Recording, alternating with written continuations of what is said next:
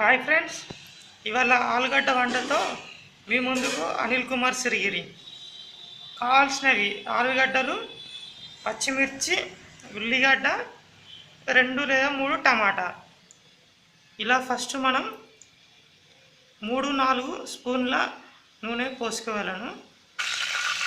ఇలా కరివేపాకు వేసుకోవాలను. తర్వాత మనం తరిగి పెట్టుకున్న పచ్చిమిర్చి, ఉల్లిగడ్డ వేసుకొని బాగా గోలియవలను. టీ స్పూన్ పసుపు వేసుకోవాలను. అది వేసుకొని బాగా గోలించవలను. ఇలా గోలిన తర్వాత మనం తరిగి పెట్టుకున్న ఆలుగడ్డ ముక్కలను వేసుకొని నూనెలో ఒక 3 to 5 మినిట్స్ గోలియవలను. ఇలా బాగా కలుపుకొని ఆలుగడ్డ ఒక 5 మినిట్స్ ఉడికివ్వాలి. ఇలా బాగా ఉడికేంత వరకు ఉంచుకోవాలను. ఇలా ఉడికిన తర్వాత మనం కోసి పెట్టుకున్న 2 లేదా 3 టమాటాలని వేసుకొని ఇలా కలుపుకోవాలి. ఇలా టమాటాలు వేసుకొని మరి ఒక 3 నిమిషాలు ఉడకవేయాలి.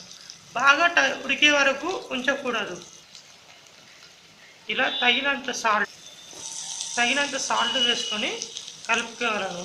ఇలా వేసుకోవడం వలన మనకు కర్రీ కొంచెం మంచిగా కావాలనుకోవాలనుకుంటే ఒక 1/2 గ్లాస్ వాటరు వేసుకోవాలను. ఇలా 1/2 గ్లాస్ వాటర్ వేసుకొని ఒక 5 మినిట్స్ మరిగే వరకు ఉంచవలను. దీని ద్వారా మనం ఇప్పుడు ఆలుగడ్డ కర్రీ వండుతున్నాం.